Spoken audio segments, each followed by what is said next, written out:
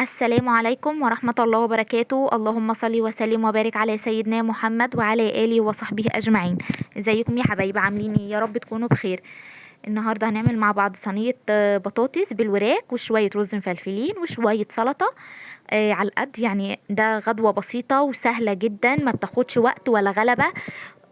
ومكوناتها كلها بتكون جاهزة في البيت على طول، تقومي تعملي كده شوية بطاطس ما بياخدوش منك أي وقت خالص.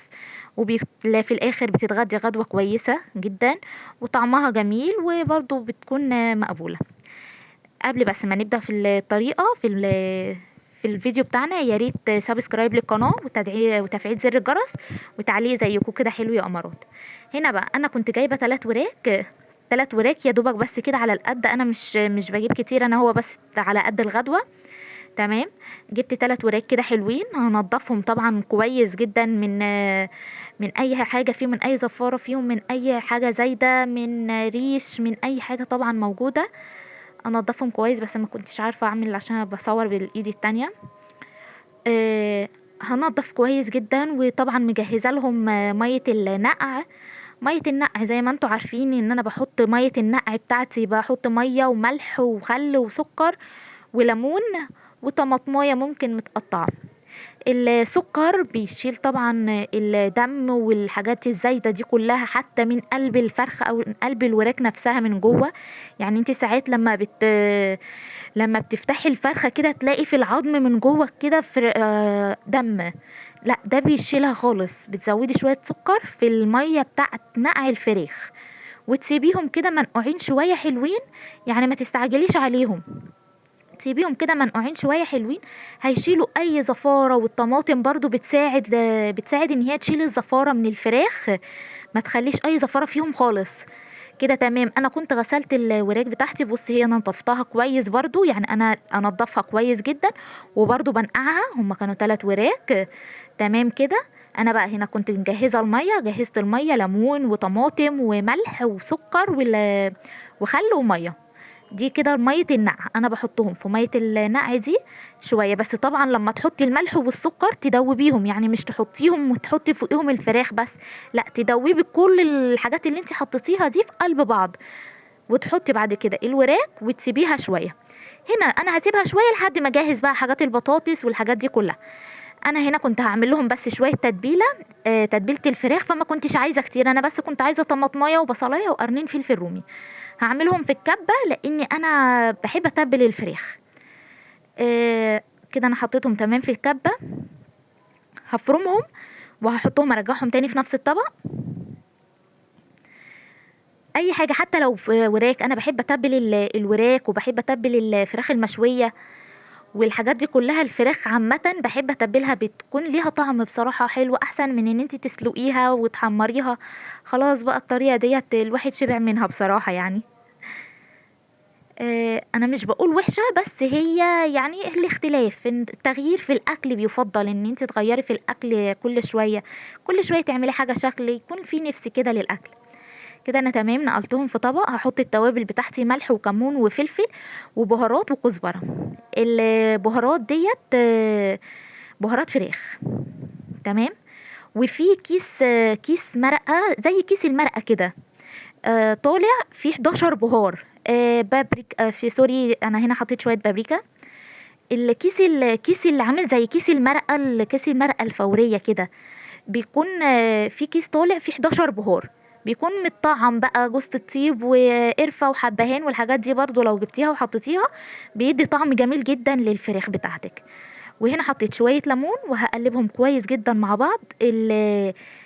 صوص الباربيكيو بيخلي الطعم، يعني الحاجة بصراحة طعمها مميز بالنسبة لي. يعني انا قلت لكم جربوا الخلطة دي، وبرضه قريب جدا انا هعمل على القناة خلطة فراخ تانية برضه ان شاء الله هتكون حلوة جدا. بس جربوا دي وان شاء الله هتعجبكم. وحتة عسل نحل. العسل النحل برضو، يعني في ناس بتحط العسل النحل مع مية بصل، مع الحاجات دي برضو، هي كويسة لتتبيلة الفراخ، مع صوص الباربيكيو، مع الليمون، مع الملح والتوابل بتاعتك، مع مية بصل، مش مع بصل. انا بقى محطها مع البصل نفسه. انت عايزه تعمليها كده اعمليها، عايزه تعمليها زي ما انا عاملاها كده برضو اعمليها. الاتنين كويسين جدا، وبألف هنا وشفا للي ياكله. كده تمام قوي. انا هنا قلبت التتبيله بتاعتي كويس. كده الفراخ انا شطفتها، كنت سبتها طبعا منقوعه شويه، يعني انا كنت بس جهزت التتبيله بتاعه الفراخ ووقفت الفيديو لحد ما الفراخ الوراك اتنقعت شويه حلوين. كده تمام. او بصوا بقى، ولا فيها دم ولا فيها اي حاجه، يعني بصوا ركزوا كده في الفيديو، ما فيهاش ولا دم ولا فيها اي حاجه خالص. وتشم ريحتها ما فيهاش ريحه زفاره نهائي، يعني بسم الله ما شاء الله تبارك الله، يعني حاجه جميله جدا. كده تمام أوي. انا هنا كنت تبلت الفراخ وجهزت بقى حاجات لصينيه البطاطس. معايا بصلتين متقطعين طرنشات كده، طماطميتين يعني لا حوالي 4 طماطمات كده، 3 قرون فلفل رومي. انت لو عايزه تحطي فلفل رومي فلفل قصدي حامي حطي. هنا كان بسطوتس على حسب ما انت هتستخدمي.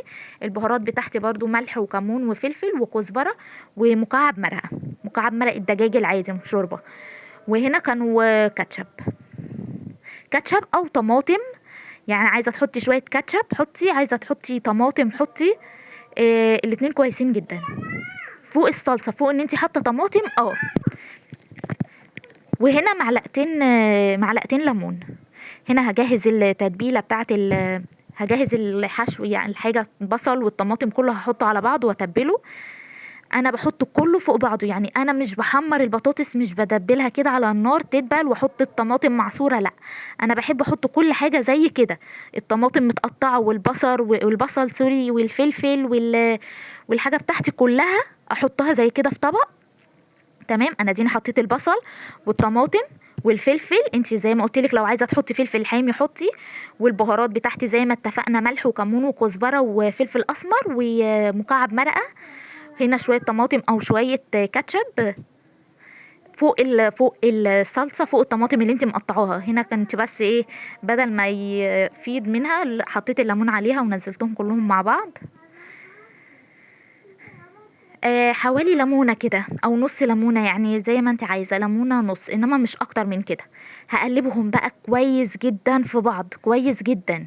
مش هقلب تقليبه والسلام وخلاص، لا هدخل المكونات كلها في قلب بعضها، هخلي التوابل كلها تدخل جوه الطماطم والبصل. بص انا عملتها كويس جدا، خليت الطماطم والبصل والفلفل ده كله شارب من التوابل اللي انا حطاها. هنا حطيت معلقتين زيت، في حدود معلقتين زيت كبار، وهقلبهم تاني ببعض. كده تمام قوي. الزيت بيدي لمعة، بيخلي الاكل قدامك بصراحة بيلمع. بحطه، يعني انتوا عارفين ان انا بحط حتى شوية زيت على اي حاجة كده من فوق، بيخلي الحاجة بتاعتي بتلمع. كده انا كنت مقطعه طبعا البطاطس ومجهزه كل حاجه. هنا الصينيه اللي انا هحط فيها، بحط شويه من تحت، شويه خضار من تحت، البصل والطماطم والفلفل بحطهم في قعر الصينيه، عشان بس البطاطس لو النار سيت عن هي كده ثانيه ما تلزقش في الصينيه. وحطيت البطاطس بتاعتي بالتساوي كده، فردتها برضو في الصينيه كلها. انا عامله كميه صغيره مش كتيره جدا يعني. وهفرد الطبقة التانية من فوق، يعني نص الخلطة من تحت والبطاطس في النص والنص التاني من فوق. كده تمام قوي. انا بس كنت يا بنات اديت الفراخ صدمة، يعني اديت الوراك بس صدمة كده بسيطة، عشان محدش يقول لي ياسمين انتي حطاها مستوية ولا حاجة، لا انا اديتها بس صدمة كده بسيطة على النار. وتبلتها طبعا بالتتبيلة اللي انا عملتها معاكم. كده تمام قوي. وحطيتها على الوش. انا كده جهزت الفراخ بتاعتي، جهزت الوراك، تبلتها. التتبيله طبعا بتاعتي انا متاكده ان هي مظبوطه من الملح والبهارات بتاعتها كامله كويسه الحمد لله. كده تمام قوي. برضو شويه التتبيله دول مش هيخسروا، يعني نحطهم من فوق، طعمهم جميل جدا ولذاذ، عليهم عسل نحل وصوص الباربيكيو وحاجات بصراحه في منتهى الجمال. كده تمام قوي. انا هدخل الصينيه ديت هغطيها بس الاول بورق السلوفان عشان تستوي كده معايا كويس. هدخلها على درجة حرارة عالية يعني او وسط، فوق الوسط كده بشوية، يعني مش هخلي درجة الحرارة بتاعتها واطية. تقعد نص ساعة بس كده، ما تعريش عليها، ما تكشفيش عليها. تمام. كده تمام. انا رشيت رشة زيت برضو من فوق تاني، يعني بصراحة انا بفضل ان انا ارش رشة زيت. غطيتها بالورق بتاعي. كده تمام. او هدخلها على درجة حرارة فوق المتوسط زي ما اتفقنا كده لمدة تلت ساعة او نص ساعة. وبعد كده تشوفي بقى الاخبار ايه، تشوفيها استوت لا لسه شوية، انتي تتابعي بقى.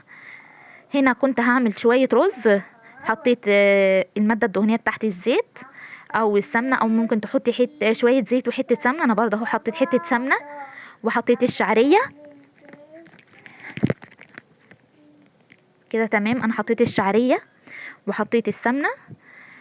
طبعا انتوا يعني مش محتاجين، بس انا قلت اصور يعني اكمل بقية اليوم، يعني اكمل بقية الفيديو بتاعي. عملت شوية رز كده جنبيهم. انا مش بحب الشعريه يكون لونها احمر زياده عن اللازم، لا انا بحب اخليها كده الاحمران بتاعها فاتح مش غامق. ما احسهاش بعد كده، يعني لما بحط الشعريه لو الاحمران بتاعها زاد قوي، السوا بتاعها زاد، بحسها بعد كده محروقه في الرز، بحس ان في حاجه مسوده، في حاجه محروقه. فلا انا بخلي الحمران بتاعها يكون كويس كده، يكون فاتح، مش ما بخليهاش تحمر قوي. تمام. لو انتوا لسه معايا يا بنات لحد هنا، صلوا على النبي. اللهم صل وسلم وبارك على سيدنا محمد وعلى اله وصحبه اجمعين. كده تمام قوي، الشعريه اتحمرت معايا وبقيت زي الفل. هحط الرز. هتحط الرز زي ما انت عايزه، انا هنا حطيت كوبايتين رز. تمام. بحط على الرز بتاعي ملح. انتي ممكن يعني بحط شويه، يعني ساعات احط ملح، ساعات احط ملح وواحده شوربه.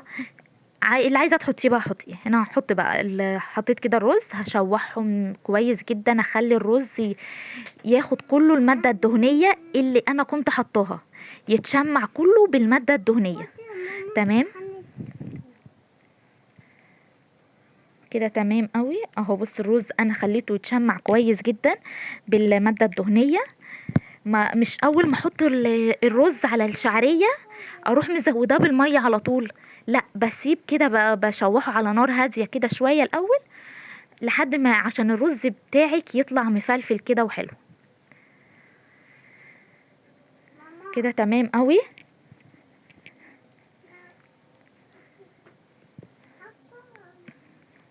كده تمام. انا هنا بقى كنت زودت الرز بتاعي. انا بخليه يزيد عن الرز اللي انا حطاه بمقدار 2 سنتي. كده تمام قوي.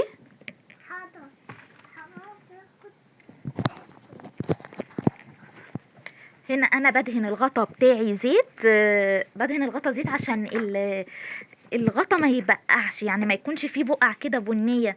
لا الغطا بتاعك ما يبقعش خالص. لما بتدهين الغطا زيت، الغطا بتاعك ما بيحصلوش اي حاجه. جربي المعلومه دي، فعلا كويسه جدا جدا. كده هنا انا كنت خلصت الاكل بتاعي. قولوا لي بقى ايه رايكم في التعليقات، عجبكم الفيديو ولا لا؟ ويا ريت لو عجبكم الفيديو تدعموني بلايك وسبسكرايب للقناه وتفعيل زر الجرس وتعليق زي العسل كده زيكم يا امارات. كده تمام. انا كنت عملت هنا بقى شويه سلطه، ما كنت محتاره مش عارفه اعمل ولا، قلت خلاص اعمل شويه سلطه كده جنبهم اهو، الواحد يبلع بيهم. كده تمام. انا اكون خلصت الفيديو بتاعي، يا رب يكون عجبكم. بصوا الفراخ طالعه مستويه، يعني انا هو بصوا يا بنات طلعت الفيديو، طلعت سوري الفراخ، طلعت الفراخ من الفرن بالصينيه. الفراخ مستويه جدا ما شاء الله، ومحمره، يعني اخدت الوقت الكافي بتاعها. البطاطس مستويه جدا والله، وطعمها جميل جميل جدا، يعني جربوها ومش هتندموا. يلا اشوفكم على خير في الفيديو التاني. باي باي.